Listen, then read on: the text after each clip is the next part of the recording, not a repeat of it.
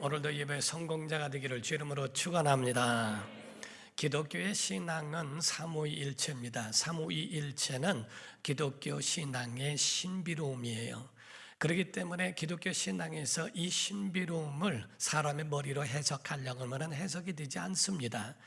성부, 성자, 성령은 삼위이시지만은 일체 하나이시다라는 말씀을 하고 있습니다.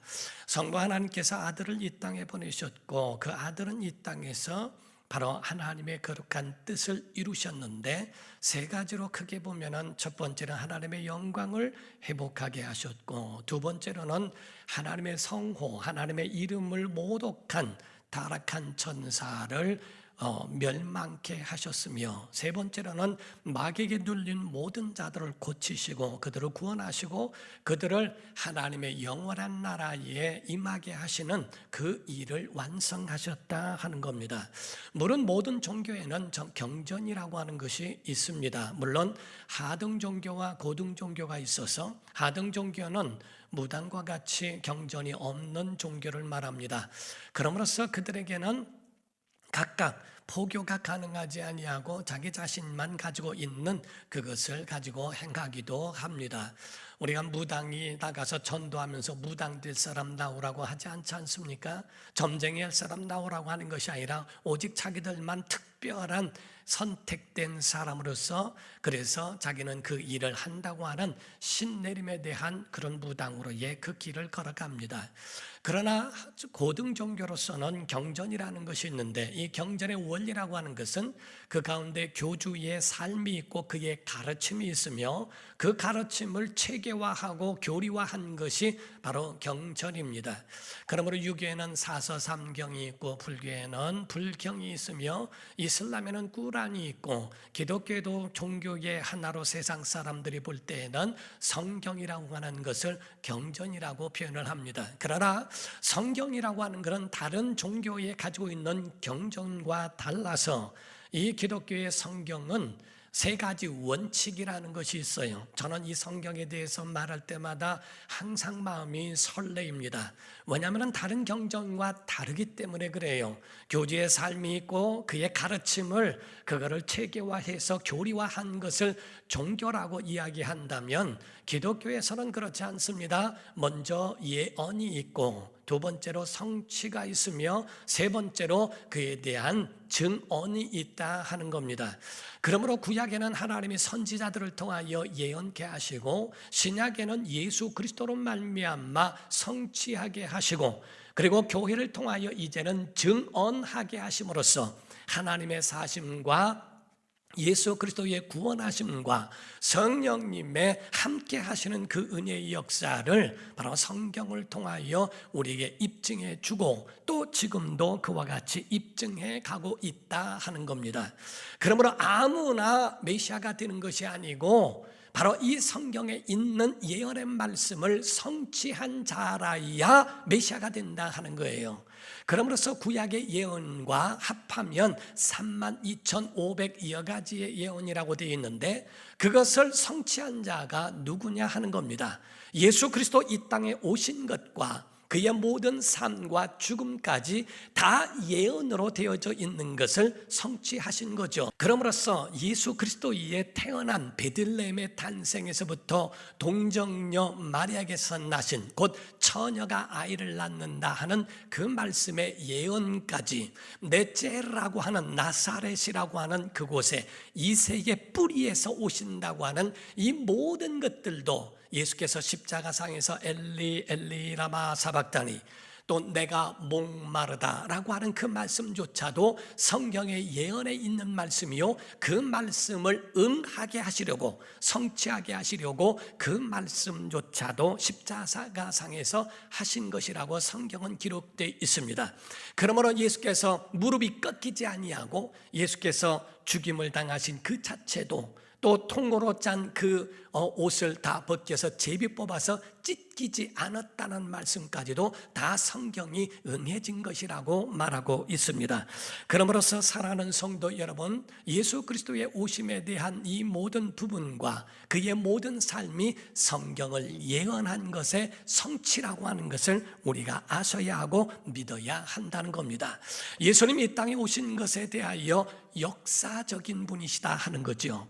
예수님이 역사적인 분으로 이 땅에 오신 거예요. 전설이나 사담이나 사람들이 꾸며낸 신화가 아니라 하는 겁니다. 성경의 원리 가운데 보게 되면 어떤 사람들은 요나에 대해서도 하나의 전설이고 하나의 사담이라고 이야기합니다. 왜냐하면 어떻게 물고기 속에서 사람이 3일 동안에 살 수가 있고 거기서 위액에 의하여 다 소화가 돼야 될 터인데 요나가 있다는 자체도 말도 안 되는 이야기라고 해서 그거를 전설이나 사담이라고 표현하는 사람도 있습니다.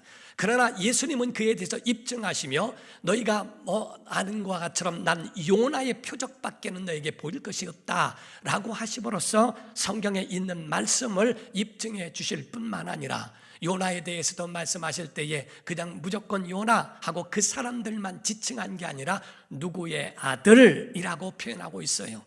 아미떼의 아들 요나라고 성경은 말씀하고 있습니다. 곧 누구의 아들이라 하는 거죠. 바디메오라고 하는 말의 바자란 말은 아들이라는 의미를 가지고 있습니다. 바디메오, 비메오의 아들이라는 의미를 가지고 있는 거죠. 이와 같이 바로 예수 그리스도에 오신 것도 마태복음에는 왕족으로 오셨으니 만왕의 왕은 족보가 있지 않겠는가? 그래서 아브라함과 다윗의 자손 예수 그리스도의 세계라 아브라함이 이삭을 낳고 이삭이 야곱을 낳고 야곱은 유다와 그 형제를 낳고 이와 같처럼 그의 족보와 같은 그 세계를 전하고 있는 이유도 실존적 인물이라고 하는 것을 가르쳐 말합니다.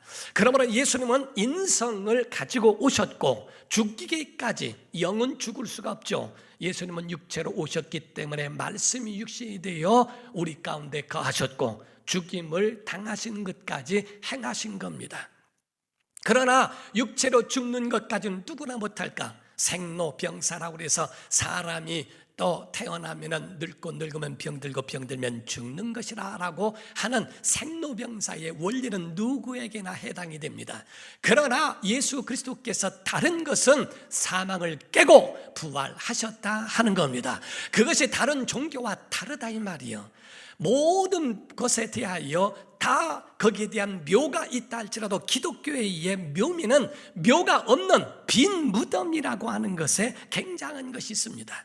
사랑하는 성도 여러분, 종교 가운데 창조가 분명하고 구원이 분명합니까? 부활이 있습니까? 우리가 다 묘지가 있고 그 가운데에 묘지가 있으면서도 자기들은 그 가운데 정신적으로 부활했다, 이념적으로 부활했다는 것으로 그렇게 부활을 표명하고 있지 않은가? 여러분 아셔야 되는 거는요, 창조가 없고 부활이 없고 심판이 없는 종교는 구원도 없는 겁니다.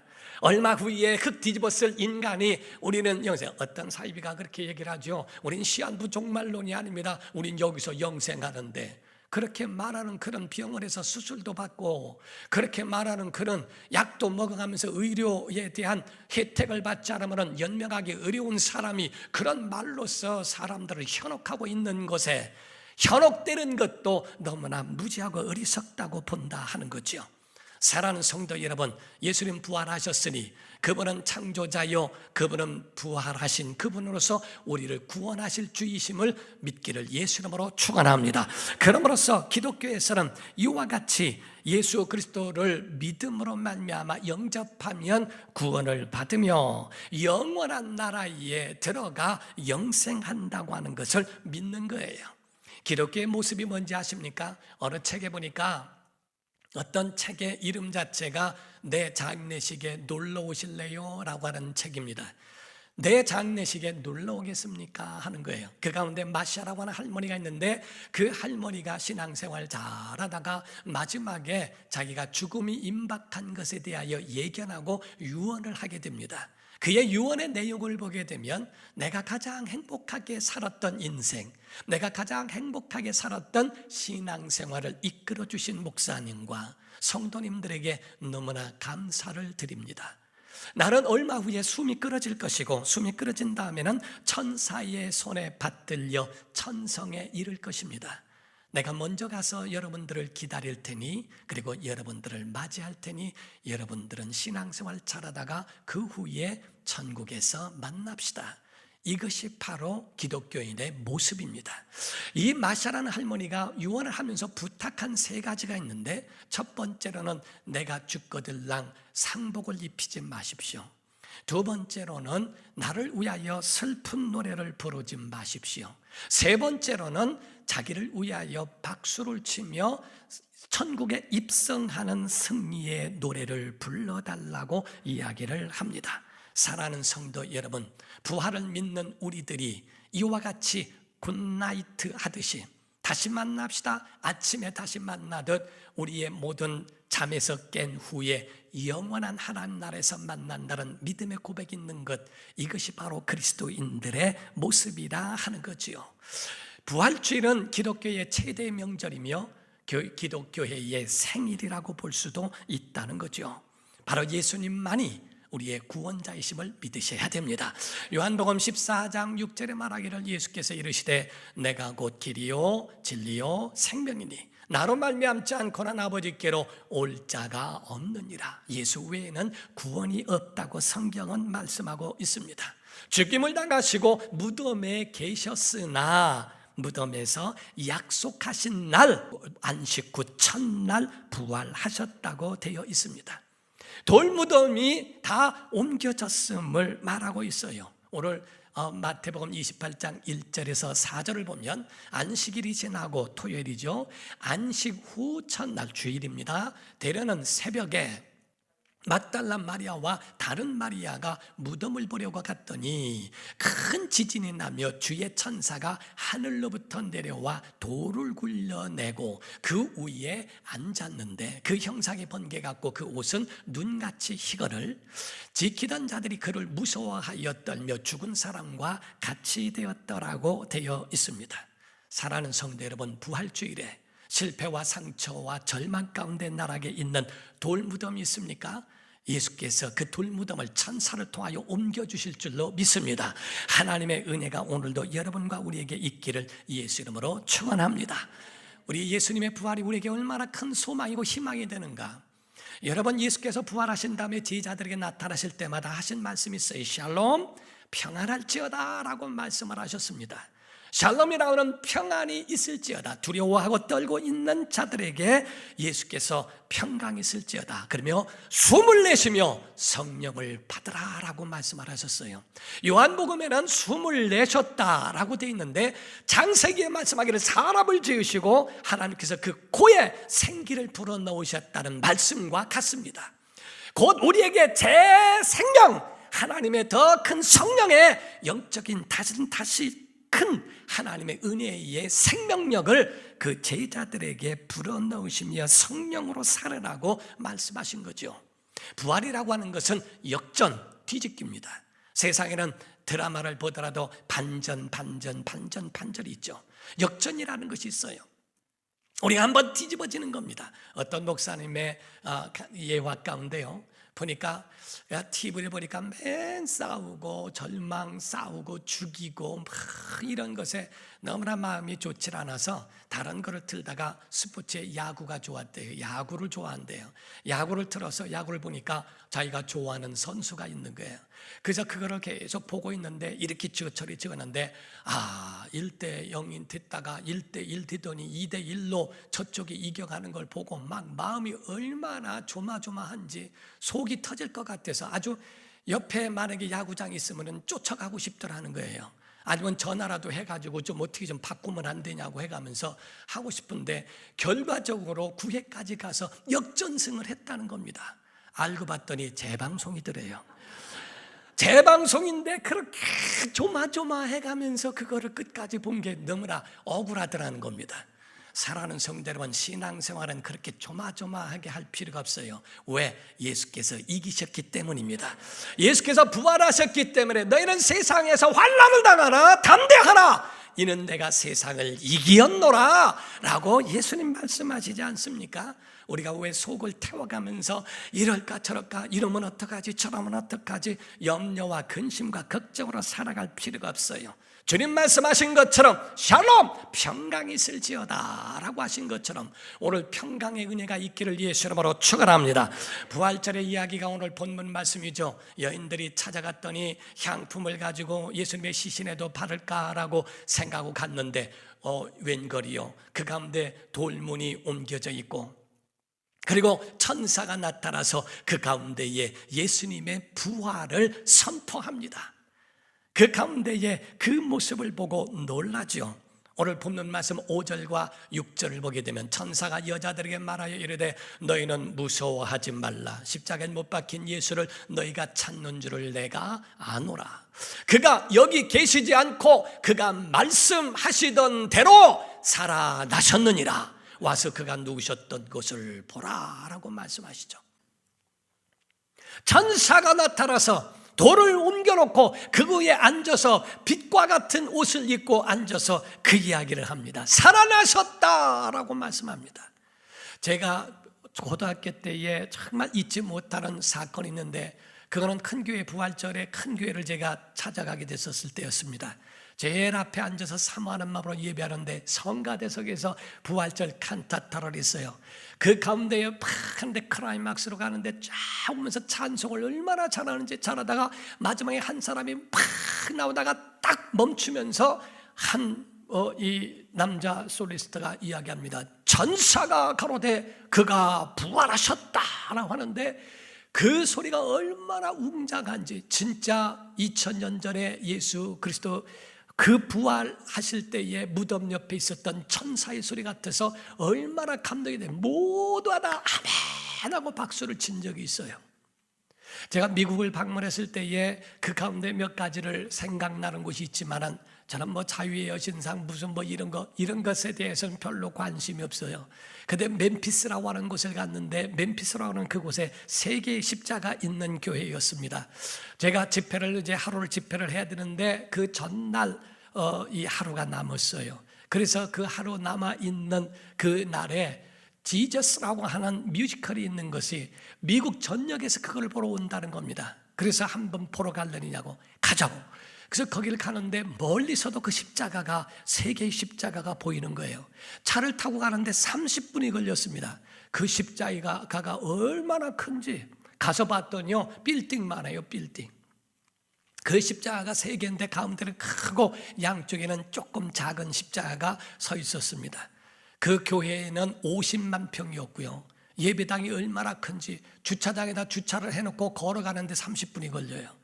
거기서 들어가서 아래층은 꽉 찼고 위층에 올라가서 시청을 했습니다. 그런데 그 가운데 보니까 배우들이 나와서 하는데 너무 신기한 것은 정말 예배당이 크고 교회가 크다 보니까요, 거기에 등장하는 짐승들이 진짜였더라고요. 양이 실제로 오고요, 그 가운데 양들이 오고 예수님이 나귀를 타고 직접 나귀를 타고 입성을 하시고요 하는 것, 침례탕 옆에 있어서 예수님이 침례받고 올라오시는 장면, 이런 것이 실질적으로 보니까 와, 아주 저는 너무너무 충격을 받고 감동을 받았습니다. 예수께서 이루신 모든 사역과 이런 것들을 다 보여주고 결국에 십자가에 죽으신 것까지 나옵니다. 다 불이 꺼지고 깜깜한 가운데 있는데 한 천사의 복장을 한 흰 옷 입은 어떤 남자분 하나가 찬송을 팍 합니다. 마지막에 그 가지고 있는 봉을, 지휘봉 같은 거를 탁 펼치는데 예수님의 그 무덤의 문이 팍 열리면서 부활하신 예수님이 그 가운데 나오시는 모습에 많은 사람들이 막 박수를 치면서 축복을 하고 그 가운데 막 기뻐하는 것을 봤어요. 그리고 난 다음에 예수님 부활하시고 난 다음에 제자들과 함께 만나시고 위층에 이렇게 해서 언덕에 오르신 다음에 갑자기 볼지어다 세상 끝날까지 내가 너희와 항상 함께 있으리라 하고 딱 하는 순간에 그 자리에서 승천하신 모습까지 나오는 겁니다. 그 모습과 함께 탁 불이 꺼져요. 그 가운데에 이런 모든 깃발 66권의 성경 창세기를 상징하고 있는 깃발, 출애굽기를 상징하는 깃발 66개의 깃발이 다 입장을 하고 목사님이 설교를 10분 정도 20분을 합니다. 그때 헌금을 하고 난 다음에 끝난 줄 알았어요. 그런데 그 가운데 딱 끝나고 갑자기 조용하다가 나팔 소리가 빰 울리면서 막이 열리는데 그 가운데 모든 천사들이 양쪽에서 흰옷 입은 천사들이 직접 나팔을 불면서 보좌에 앉으신 주님을 그 가운데에 보여주고 있는데요, 모든 사람이 다 일어나서 감격을 했습니다.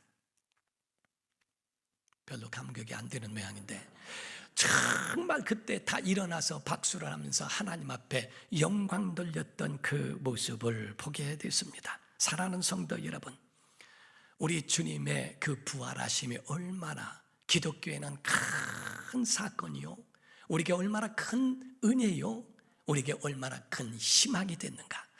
오늘 본문 말씀, 이 말씀을 드리고자 오늘 나누는 거예요. 오늘 본문 말씀 가운데에 7절을 보게 되면은요, 또 빨리 가서 그의 제자들에게 이르되 그가 죽은 자 가운데서 살아나셨고, 아멘, 너희보다 먼저 어디로? 갈릴리로 가시나니 거기서 너희가 뭐하리라? 배우리라 하라.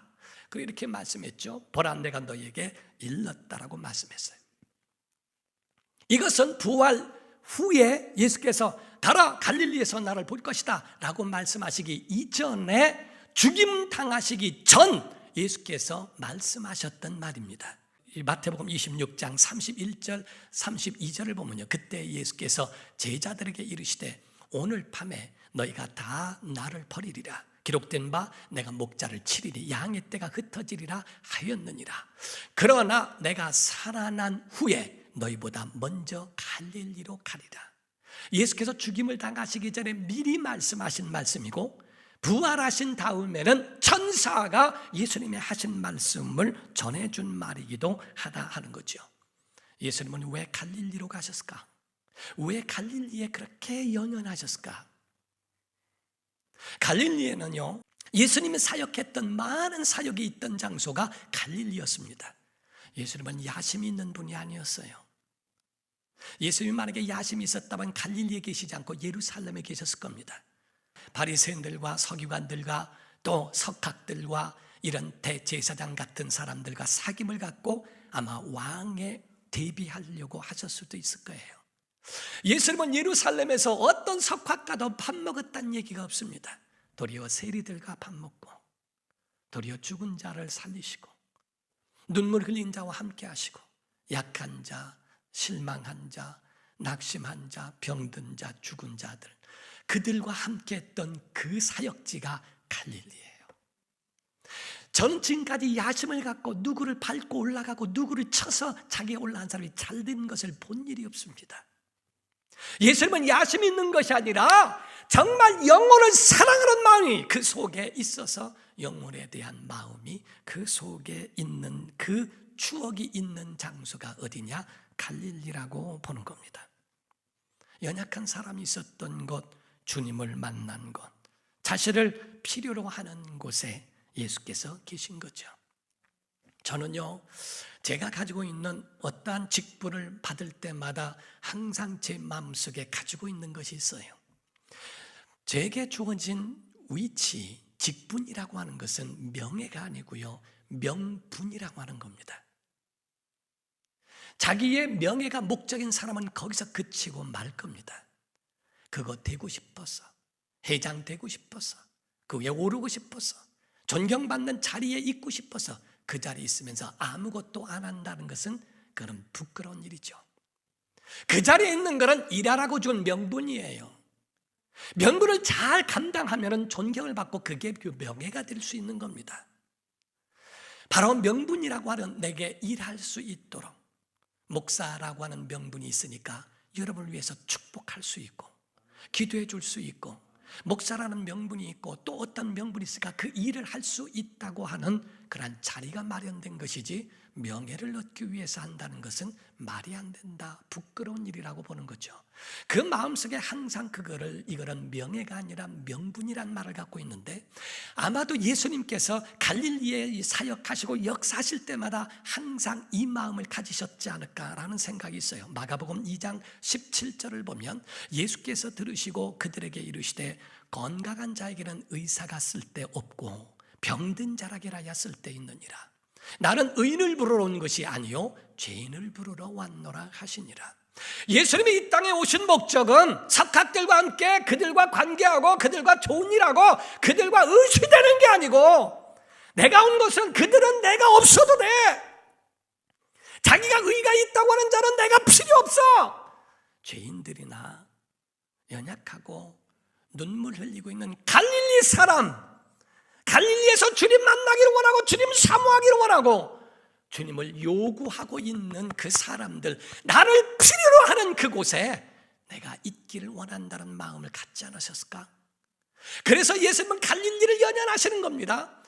항상 사역하실 때도 갈릴리, 부활하신 다음에도 갈릴리에서 나를 볼 것이라고 주님 그렇게 말씀하고 있다는 거죠. 여러분, 갈릴리에서 주님 만나기를 주님으로 축원합니다. 주님을 버리고 잘된 사람이 있지는 않아요.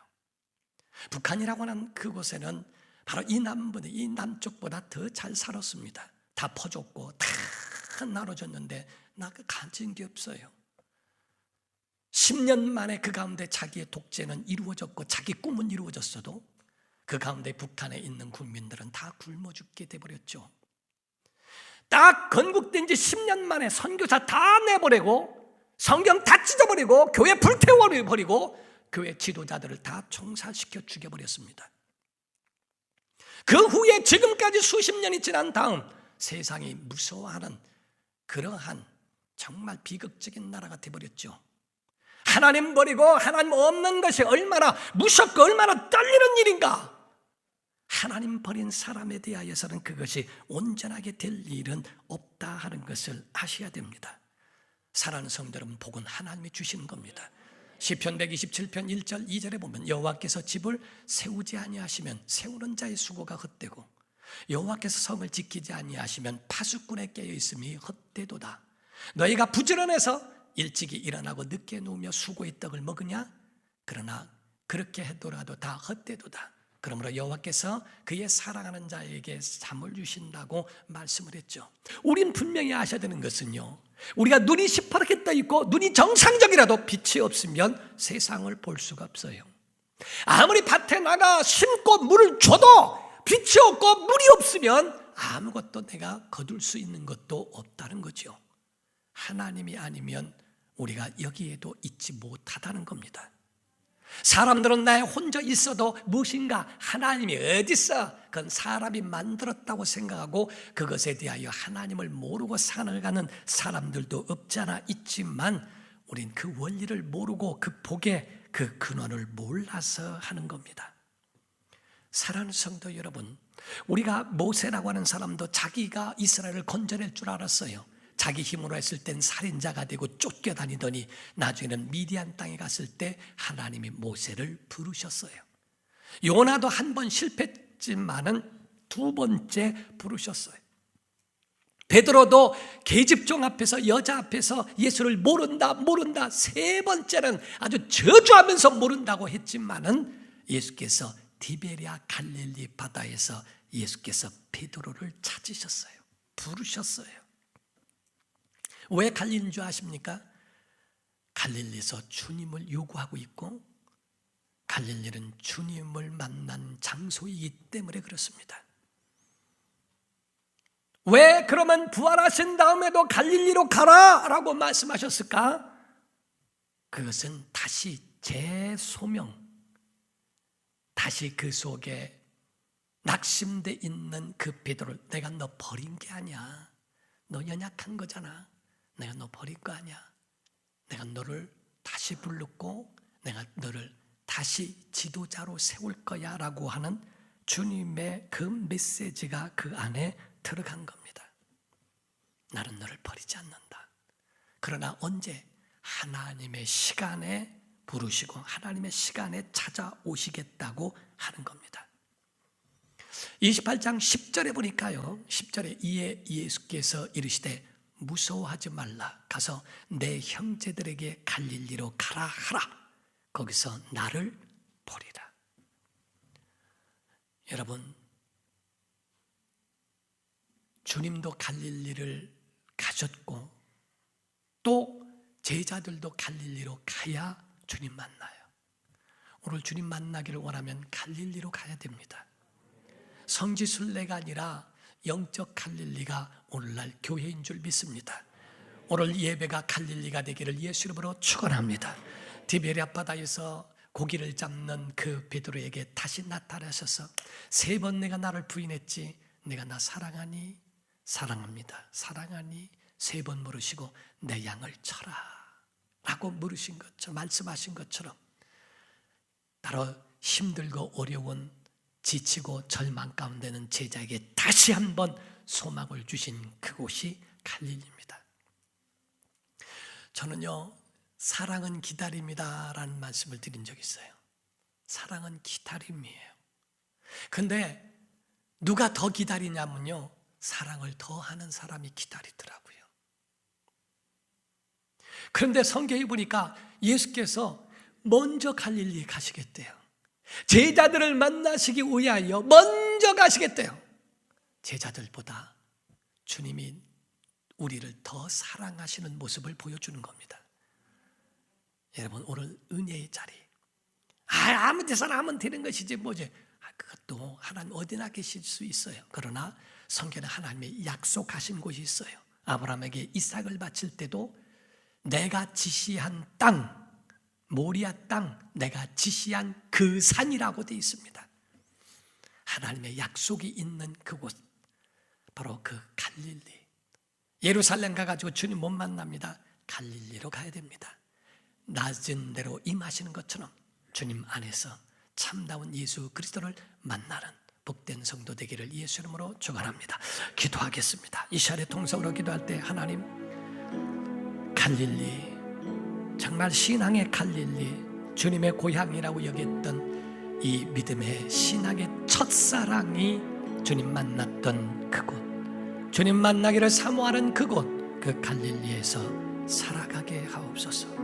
이 시간에도 우리의 하나님의 은혜로 우리 영혼을 채우게 도와달라고 다 같이 통성으로 기도하시겠습니다.